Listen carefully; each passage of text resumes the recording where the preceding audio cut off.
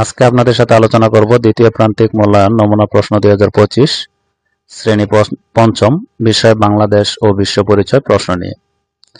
যারা পঞ্চম শ্রেণীর ছাত্রছাত্রীদের অভিভাবক আছেন এবং যারা টিচার আছেন তাদের জন্য এই প্রশ্নগুলো খুবই ইম্পর্টেন্ট এবং গুরুত্বপূর্ণ, কারণ এই প্রশ্নটির মাধ্যমে দ্বিতীয় প্রান্তিক মূল্যায়নের যে পরীক্ষাটি হবে সেই পরীক্ষায় এই প্রশ্নটির মাধ্যমে কিন্তু প্রিপারেশন নেওয়াতে পারবেন। যারা পঞ্চম শ্রেণীর ছাত্রছাত্রীদের অভিভাবক আছেন এবং যারা কোচিং টিচার আছেন তারা এই প্রশ্নগুলো 30 টাকা খরচের মাধ্যমে আমার কাছ থেকে পিডিএফ অথবা এমএস ওয়ার্ড ফাইল নিয়ে কম্পিউটার দোকান থেকে প্রিন্ট করে আপনারা কিন্তু সহজে বাসায় প্র্যাকটিস করাতে পারেন। যত বেশি প্র্যাকটিস করাবেন ততই কিন্তু তারা দ্বিতীয় প্রান্তিক মূল্যায়ন পরীক্ষায় সহজে প্রশ্নগুলো আনসার করতে পারবে। যারা প্রশ্নগুলো পিডিএফ অথবা এমএস ওয়ার্ড ফাইল নিতে চান তারা অবশ্যই কমেন্টে যোগাযোগ করবেন, আমি হোয়াটসঅ্যাপ নাম্বার দিয়ে দেবো, সেখানে যোগাযোগের মাধ্যমে কিন্তু নিতে পারবেন। প্রশ্নটি আপনাদের সাথে শেয়ার করলে বুঝতে পারবেন যে প্রশ্নটি আসলে কিরকম ইম্পর্টেন্ট এবং গুরুত্বপূর্ণ। আমি আপনাদের সাথে প্রশ্নটি একটু শেয়ার করি। এখানে বহু নির্বাচনে 10টি থাকবে, 10টি আনসার দিতে হবে, প্রত্যেকটির মান 1 করে, দশকে 10। কোন স্থানের আবহাওয়ার বহু বছরের গড় অবস্থানকে কি বলে? এখানে 4টি অপশন দেওয়া থাকবে, একটি অপশন সঠিক লিখতে হবে। এখানে নিচের সঠিক উত্তরগুলো খাতায় লিখতে হবে। যেহেতু এই প্রশ্নটি প্র্যাকটিস করার জন্য দিচ্ছি, আমি আনসারগুলো বলবো না, আপনাদের সাথে একটু শেয়ার করব যে প্রশ্নটি আসলে কিরকম ইম্পর্টেন্ট এবং গুরুত্বপূর্ণ। 2 নম্বর আছে অতিবৃষ্টি অনাবৃষ্টি কি পরিবর্তনের ফলে হচ্ছে? নদী ভাঙ্গনের অন্যতম প্রাকৃতিক কারণ কোনটি? নদী ভাঙ্গনের কারণ কি? কিসের অভাবে খরা হয়? বাংলাদেশে খাদ্য ঘাটতির প্রধান কারণ কোনটি? পরিবেশ দূষণের জন্য নিচের কোন কারণটি সবচেয়ে বেশি দায়ী? দেশের উন্নয়নের কোন ধরনের নাগরিক প্রয়োজন? জাতিসংঘ কত সালে মানবাধিকার সর্বজনীন ঘোষণাপত্র অনুমোদন করেছে? মানবাধিকার সর্বজনীন ঘোষণাপত্র কোন সংস্থা কর্তৃক অনুমোদিত? এই 10টি এমসিকিউ এরপরে থাকবে। শূন্যস্থান পূরণ করা যে কোনো 5টি, 5-এর অধিক দেওয়া থাকতে পারে। জলবায়ু পরিবর্তনের ফলে বাংলাদেশের 1% তলিয়ে যেতে পারে। খরার ফলে গবাদি পশুর খাদ্য দেখা দেয়। গাছের মাটির মধ্যকার পানি ধরে রাখে। জাতিসংঘের তথ্য মতে বাংলাদেশ প্রায় 10 লক্ষ মানুষ দেশ।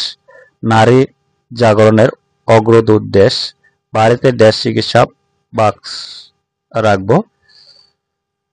সমাজের অগ্রগতিতে অত্যন্ত গুরুত্বপূর্ণ। নারী ও শিশুদের বিদেশ করা হয়। এরপর থাকবে শুদ্ধ অশুদ্ধ নির্ণয়, যে কোনো 5টি প্রশ্নের উত্তর দাও। খুলনা অধিক ভূমিকম্প প্রবণ অঞ্চল। তাপমাত্রা বেড়ে যাওয়া, বরফ গলে যাচ্ছে। শ্রমিকদের দক্ষ শ্রমশক্তিতে রূপান্তর করতে হবে। অটিজম একটি মানব রোগ। তাপমাত্রা বেড়ে যাওয়ার, বরফ গলে যাচ্ছে। এরপর থাকবে বাম পাশের বাক্যাংশের সাথে ডান পাশের বাক্যাংশ মিল করো, যে কোনো 4টি।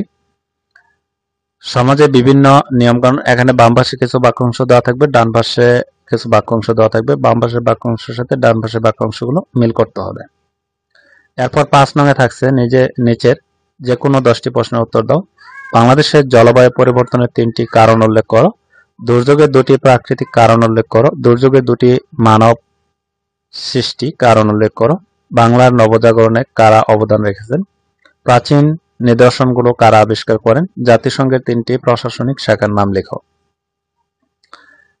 এরপর থাকছে সার্কের 3টি উদ্দেশ্য লিখো।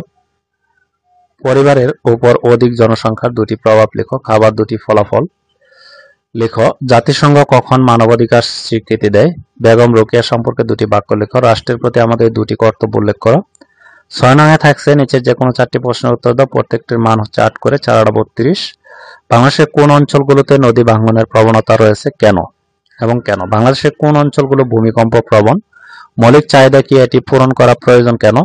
মৌলিক চাহিদার উপর অধিক জনসংখ্যা 4টি প্রভাব লেখো। শিশু শ্রম কি, শিশু শ্রমের কারণে শিশুরা কোন অধিকার গুলো থেকে বঞ্চিত হয়? বাড়িতে কিভাবে নিরাপদ থাকা যায় সে সম্পর্কে তোমার বন্ধুকে কি বলবে? সমাজকে সুন্দর এবং সুশৃঙ্খল রাখতে আমাদের কিছু দায়িত্ব রয়েছে, দায়িত্বগুলো নিচে উল্লেখ করো। এই ছিল পঞ্চম শ্রেণীর যে বাংলাদেশ বিশ্ব পরিচয় যে নমুনা প্রশ্নটি, সেটি আপনাদের সাথে শেয়ার করলাম।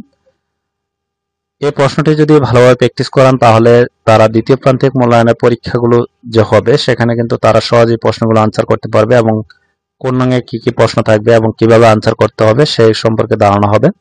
যারা অভিভাবক আছেন এবং যারা কোচিং টিচার আছেন তারা কিন্তু এই প্রশ্নগুলো পিডিএফ 30 টাকা খরচের মাধ্যমে নিতে পারেন। যারা নিতে চান তারা অবশ্যই কমেন্টে যোগাযোগ করবেন, আমি হোয়াটসঅ্যাপ নাম্বার দিয়ে দেবো, সেখানে যোগাযোগের মাধ্যমে কিন্তু এগুলো নিতে পারবেন। এবং যারা আপনাদের পরিচিত আছে তাদেরকে এই ভিডিওগুলো শেয়ার করবেন যাতে তারা এই ভিডিওগুলো দেখে উপকৃত হয়। পঞ্চম শ্রেণীর অন্যান্য বিষয়ের যে প্রশ্নগুলো সেই প্রশ্নগুলো এই ভিডিওর আই বাটন অথবা প্লে লিস্টে গিয়ে দেখে নিতে পারবেন। যারা নতুন আছেন তারা অবশ্যই চ্যানেলটি সাবস্ক্রাইব করে পাশে থাকা বেল আইকনটি অন করে রাখবেন যাতে পরবর্তী ভিডিওগুলো দেওয়ার সাথে সাথে আপনাদের কাছে প্রথমে নোটিফিকেশন চলে যায়। আজকের মতো ভিডিওটি এ পর্যন্তই। ভালো থাকবেন, সুস্থ থাকবেন। আল্লাহ হাফেজ।